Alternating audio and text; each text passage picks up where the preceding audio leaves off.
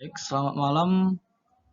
Video kali ini saya ingin membuat video tentang semua rangkuman materi pada mata kuliah Sistem Ekonomi Indonesia. Sebelumnya saya ingin memperkenalkan nama. Pertama, nama saya Jordan Berlin Silitonga, NIM 17103048, dosen pengajar Bu Riau Sujarwani, SSMM, mata kuliah Sistem Ekonomi Indonesia. Adapun materi sistem ekonomi Indonesia yang mau saya bahas pada video kali ini yaitu pertama ada pengertian sistem ekonomi Indonesia, kedua landasan sistem ekonomi Indonesia, ketiga unsur-unsur kebijakan ekonomi, keempat globalisasi ekonomi, kelima BUMN dan jenis-jenis BUMN, keenam koperasi, dan terakhir ekonomi kreatif. Baik, tanpa memperpanjang waktu, mulai saja. Pertama, pengertian sistem ekonomi Indonesia. Sistem, menurut Chester Bernard, adalah suatu kesatuan yang terpadu secara holistik yang di dalamnya terdiri dari bagian-bagian dan masing-masing bagian memiliki ciri dan batas tersendiri. Suatu sistem pada dasarnya adalah organisasi besar yang menjalin berbagai subjek atau objek serta perangkat kelembagaan dalam suatu tantangan tertentu. Menurut Ludwig von Bartholomew, sistem merupakan seperangkat unsur yang saling terkait dalam suatu antara relasi di antara unsur-unsur tersebut dengan lingkungan.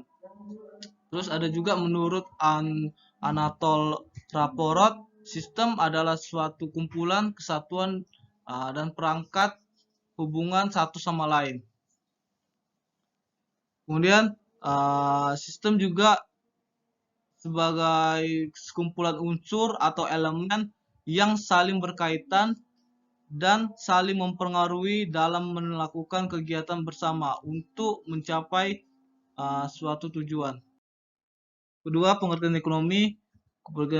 Ekonomi adalah sistem aktivitas manusia yang berhubungan dengan produksi, distribusi, pertukaran, dan ekonomi barang dan jasa. Kata lain ekonomi sendiri berasal dari Yunani, yaitu oikos, yang berarti keluarga, rumah tangga, dan nomos atau peraturan, aturan, hukum, dan secara garis besarnya dapat diartikan sebagai aturan rumah tangga atau manajemen rumah tangga.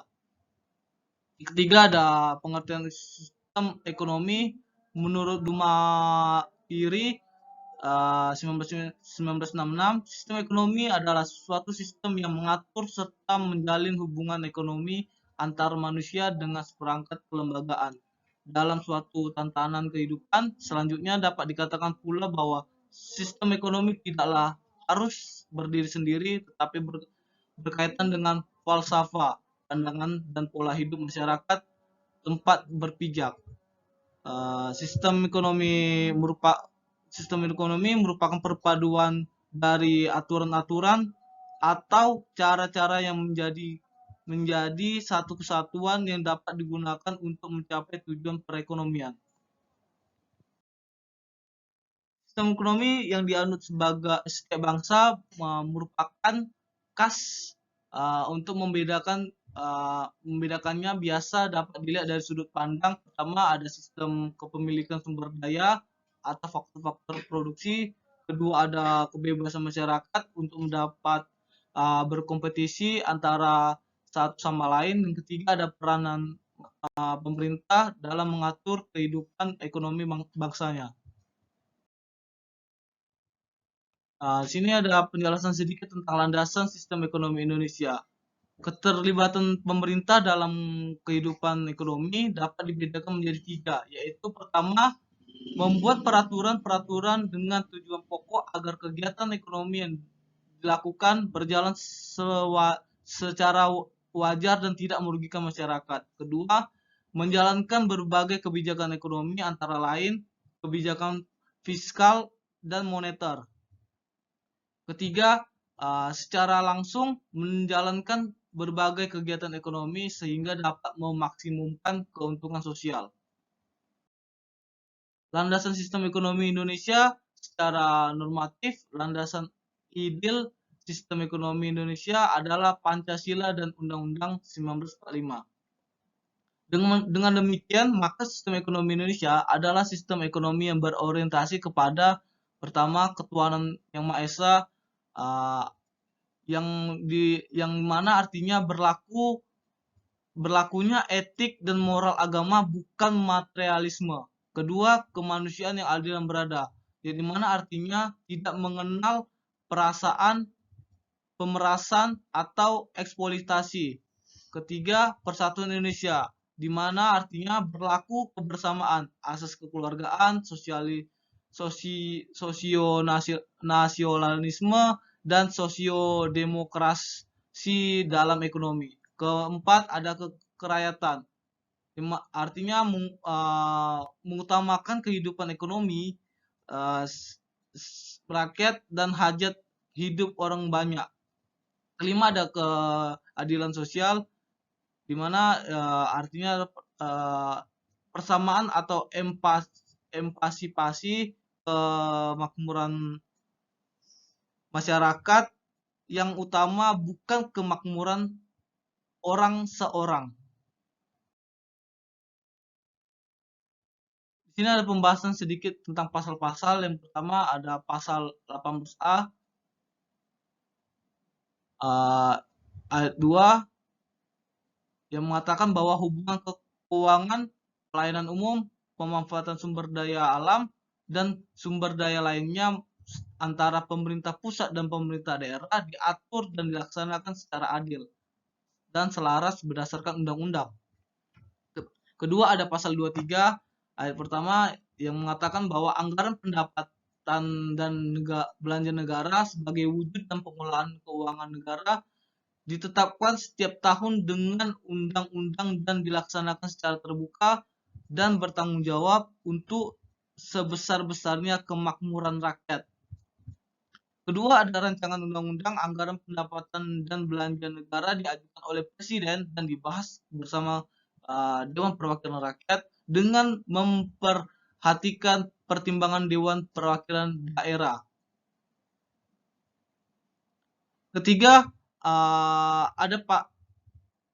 pada pasal 23 ayat 3 mengatakan bahwa apabila Dewan Perwakilan Rakyat tidak menyetujui rancangan anggaran pendapatan dan belanja negara yang diusul oleh Presiden,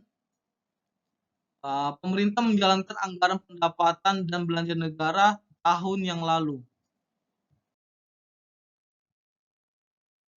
Pasal 23A yaitu berisi tentang pajak dan pungutan lain yang bersifat memaksa dan untuk keperluan negara diatur dengan undang-undang. Pasal 23B berbunyi macam-macam dan harga mata uang ditetapkan oleh undang-undang. Pasal 23C berbunyi hal-hal yang lain mengenai keuangan negara diatur oleh undang-undang. Pasal 23D itu berbunyi tentang negara memiliki suatu bank sentral yang susunan kedudukan, kewenangan, tanggung jawab, dan independensinya diatur dengan undang-undang.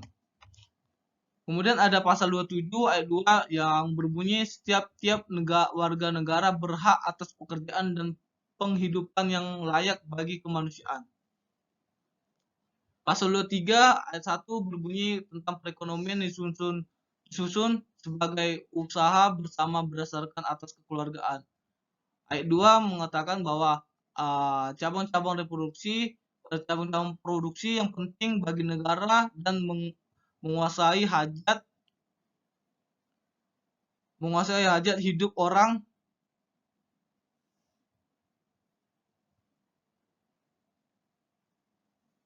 dikuasai negara. 3 berbunyi bumi dan air, kekayaan alam yang terkandung di dalamnya dikuasai oleh negara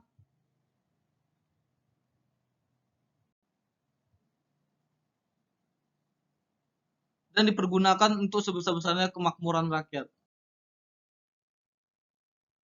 Selanjutnya ayat 4 berbunyi tentang perekonomian nasional diselenggarakan berdasarkan atas demokrasi ekonomi dengan prinsip kebersamaan, efisiensi, keberadilan, berkelanjutan, berwawasan lingkungan, kemandirian, serta dengan menjaga keseimbangan, kemajuan, dan kesatuan ekonomi nasional. Kelima, itu bunyinya tentang ketentuan lebih lanjut mengenai pelaksanaan pasal ini diatur dalam undang-undang. Kemudian ada juga pasal 34 ayat 1 berbunyi tentang fakir miskin dan anak-anak yang terlantar dipelihara oleh negara. Kedua, negara mengembangkan sistem jaminan sosial bagi seluruh rakyat dan memberdayakan masyarakat yang lemah dan tidak mampu sesuai dengan martabat kemanusiaan. Sebaliknya, dalam demokrasi ekonomi perlu dihindari timbulnya ciri-ciri negatif sebagai berikut. Pertama, ada sistem free like liberalisme, yaitu eksploitasi terhadap manusia dan bangsa lain. Kedua, ada sistem etatisme, yaitu mendesak dan mematikan keras unit di luar sektor negara. Ketiga, ada pemusatan kekuatan ekonomi, yaitu dalam arti maksudnya memonopoli ke kelompok tertentu. Selanjutnya ada unsur-unsur kebijakan ekonomi, yaitu unsurnya sebagai berikut. Pertama, ada kebijakan harga dan upah yang berisi tentang melindungi konsumen, ditetapkan harga maksimum, melindungi konsumen produsen, ditetapkan harga minimum atau HEAD. Biasanya diterapkan pada bidang pertanian. Kemudian ada juga melindungi pekerja, ditetapkan dalam upah minimum atau UMR.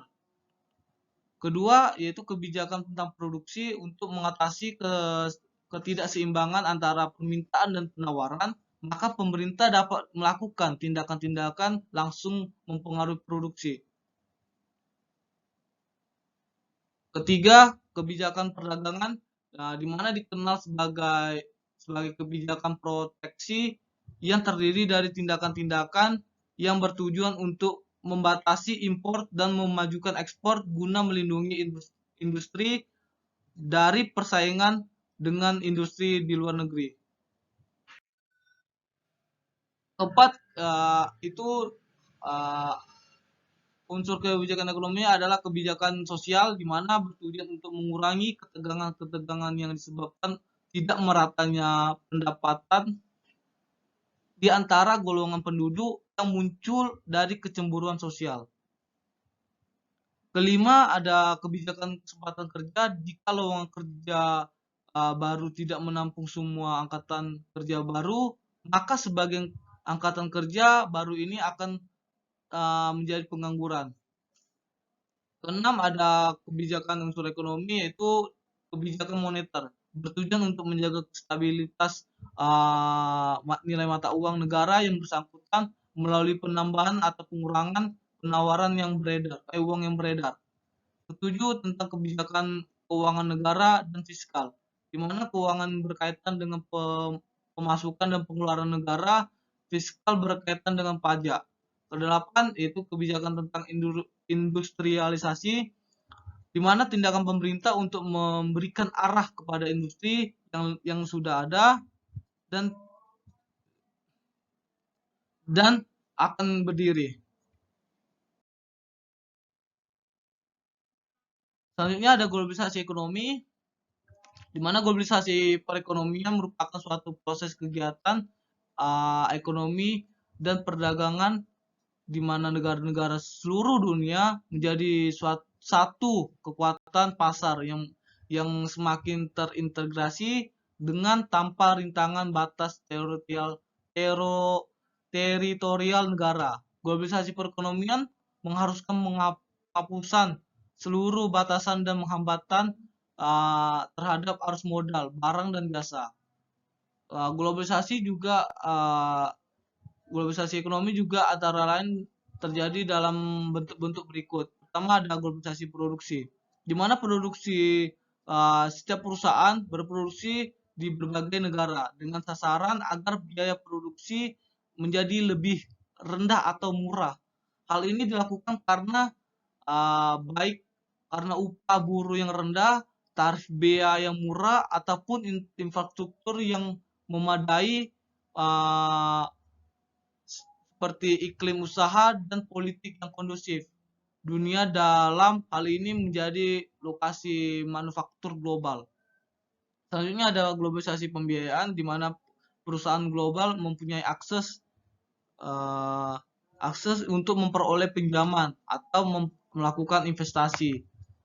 Dan maksudnya itu adalah baik dalam bentuk portofolio ataupun langsung di semua negara di dunia. Sebagai contoh, PT Telkom dalam memperbanyak satuan sambungan telepon, ataupun PT Jasa Raharja dalam memperluas jaringan jalan tol telah memanfaatkan sistem pembiayaan dengan pola BOT, yaitu Build, Operate, Transfer, bersama mitra usaha dari mancanegara. Selanjutnya globalisasi tenaga kerja, perusahaan-perusahaan global akan mampu memanfaatkan tenaga kerja dari seluruh dunia sesuai kelasnya, sehingga mempergunakan staf profesional di antara dari tenaga kerja yang telah memiliki pengalaman internasional ataupun buruh kasar yang biasa diperoleh dari negara-negara berkembang. Dengan globalisasi maka movement akan semakin mudah dan bebas. Globalisasi jaringan informasi, masyarakat suatu negara lebih mudah dan cepat mendapatkan informasi dari negara-negara di dunia. Karena kemajuan teknologi inilah antara lain seperti TV, radio, media cetak, dan lain-lain. Dengan jaringan komunikasi yang semakin maju telah membantu meluaskan pasar ke berbagai belahan dunia untuk barang yang sama.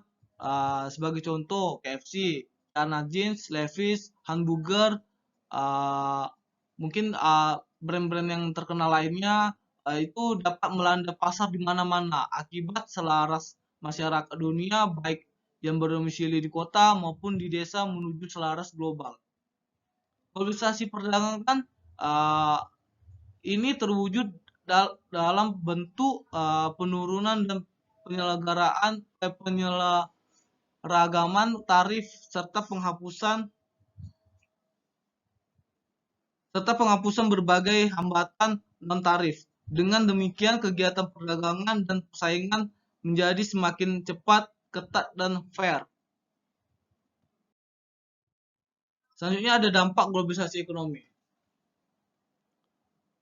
Dampak dampak dari globalisasi ekonomi di sini ada dua. Yang pertama dampak positif dan kedua ada dampak negatif. Pertama dampak positif. Di sini aspek yang pertama positif yaitu dari aspek kreatif dan daya saing yang dengan semakin terbukanya pasar untuk produksi ekspor, maka diharapkan tumbuhnya kreatif dan peningkatan kualitas. Kedua dari aspek pemodalan, maksudnya adalah dari sisi ketersediaan dana akan semakin mudah memperoleh investasi dari luar negeri. Investasi secara langsung seperti pembangunan pabrik akan turut membangun lowongan kerja yang mampu mengurangi tingkat pengangguran yang ada. Selain itu ada juga dari sisi semakin mudahnya diperoleh barang impor yang dibutuhkan masyarakat dan belum bisa diproduksi Indonesia. Terakhir ada dampak positif dari sisi aspek yaitu meningkatkan kegiatan pariwisata sehingga membuka lapangan kerja di bidang pariwisata sekaligus menjadi ajang promosi produksi Indonesia. Selain dari sisi positif juga ada dampak dari negatif. Yang pertama, kondisi di mana kapabilitas daya saing yang rendah dan ketidakmampuan Indonesia mengolah persaingan akan menimbulkan mimpi buruk bagi perekonomian negeri ini. Kedua, yaitu membanjirnya produk-produk luar negeri seperti produk Cina yang akhirnya mematikan produk dalam negeri.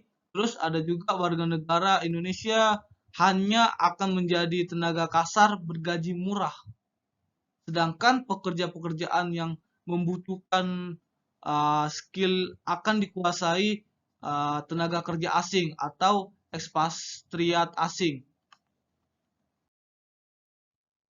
Selanjutnya ada materi tentang badan badan usaha milik negara atau BUMN, di mana ciri-ciri BUMN ini terdiri pertama itu pengusahaan badan usaha milik negara dimiliki oleh pemerintah. Selanjutnya penguasaannya dilakukan baik secara hierarki maupun secara fungsional dilakukan oleh pemerintah. Kemudian kekuasaan penuh dalam menjalankan kegiatan usaha berada di tangan pemerintah. Pemerintah berwenang menetapkan kebijakan yang berkaitan dengan kegiatan usaha. Semua risiko yang terjadi sepenuhnya merupakan tanggung jawab pemerintah. Untuk mengisi kas negara, mereka merupakan salah satu sumber penghasilan negara.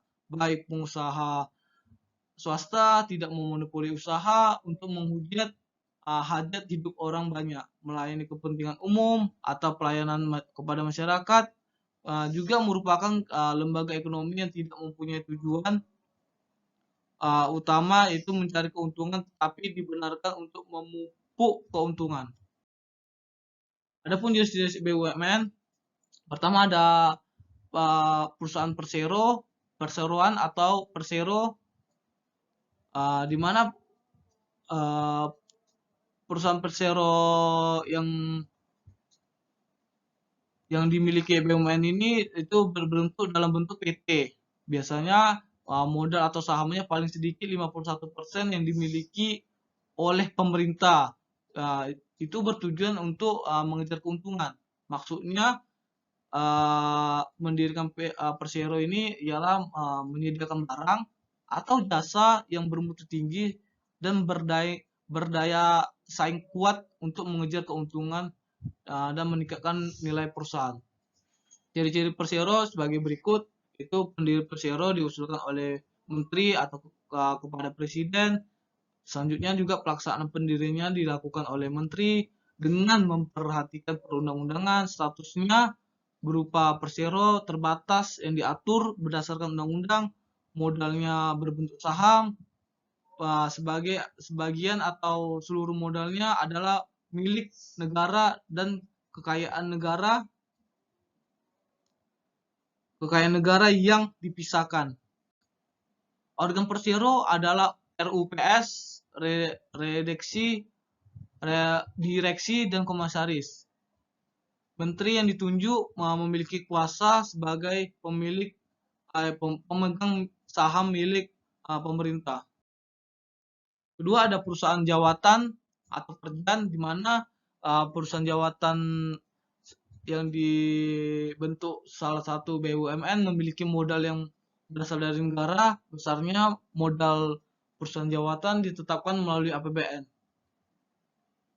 Contoh dari perusahaan jawatan ini adalah perusahaan RS Jantung Harapan, yaitu ada juga RS Cipto Mangunkusumo, terus ada juga RS Sangla Perjan, RS Karya di Perjan, dan lain-lainnya.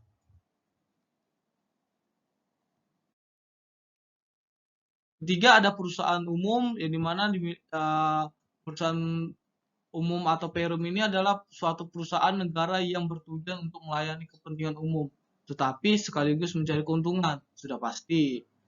Yaitu ciri-ciri perusahaan itu adalah melayani kepentingan masyarakat umum, dipimpin atau pemimpinnya seorang direksi atau direktur, mempunyai kekayaan sendiri dan bergerak di bidang swasta. Artinya perusahaan perum ini adalah bebas membuat kontrak kerja dengan semua pihak. Contohnya yaitu Perum Pegadaian, Perum Jasa Tirta, Perum Damri, dan lain-lain. Ada juga BUMN, yaitu badan usaha milik daerah. BUMD, yaitu tujuannya pendiriannya itu memberikan sumbangsi kepada perekonomian nasional dan penerima kas negara, mengejar keuntungan sebanyak-banyaknya, memenuhi hajat hidup orang banyak, merintis kegiatan usaha-usaha, dan memberikan bantuan dan perlindungan pada usaha kecil dan lemah.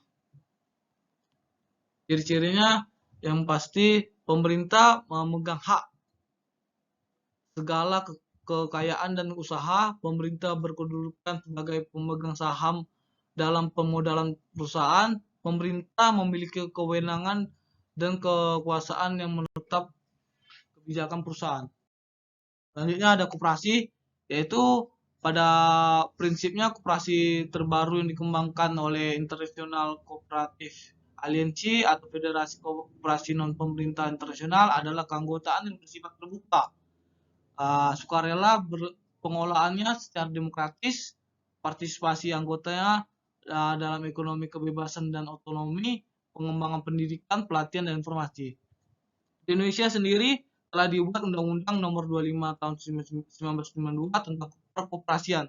Prinsip koperasi pada Undang-Undang Nomor 25 Tahun 1992 adalah keterbukaan bersifat sukarela dan terbuka, pengolahan secara demokrasi. Ketiga, pembagian SHU dilakukan secara adil sesuai dengan jasa usaha masing-masing anggota. Pemberian balas jasa yang terbatas terhadap modal, kemandirian, pendidikan perkoperasian, dan kerjasama antar koperasi.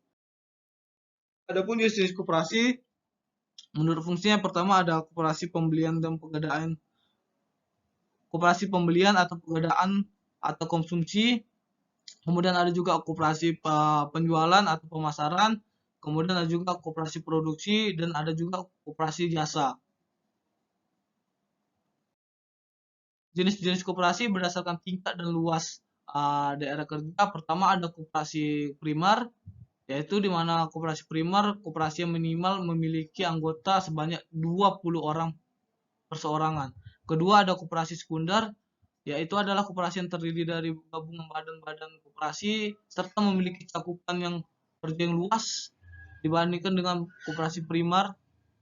Koperasi sekunder ini dapat dibagi menjadi 3, yaitu koperasi pusat, gabungan koperasi, dan induk koperasi. Koperasi, jenis koperasi menurut status dan keanggotaannya, yaitu ada 2, di mana koperasi produsen dan kedua koperasi konsumen. Produsen adalah koperasi yang status anggotanya para produsennya barang atau jasa yang memiliki rumah tangga usaha. Kedua ada koperasi konsumen, adalah koperasi yang anggotanya para konsumen akhir atau pemakaian barang atau jasa yang ditawarkan para pemasok di pasar. Sejarah koperasi di Indonesia bisa kita lihat itu berdirinya pada tahun sejarah singkatnya pada abad ke-20, di mana pada umumnya merupakan koperasi ini hasil usaha yang tidak spontan dan tidak dilakukan oleh orang-orang yang sangat kaya. Pada tahun 1896, yaitu seorang pamong praja Pati Arya Wirya Atmajaya di Purwokerto mendirikan sebuah bank untuk para pegawai negeri atau biasa disingkat Priai.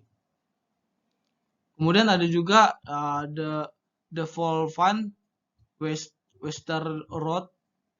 Sewaktu cuti berhasil mengunjungi Jerman dan mengajurkan akan mengubah bank pertolongan tabungan yang sudah ada menjadi bank pertolongan tabungan dan pertanian. Ia juga mengajurkan mengubah bank tersebut menjadi koperasi dan koperasi kredit padi. Pada tahun 1908, Budi Utomo yang terdiri dari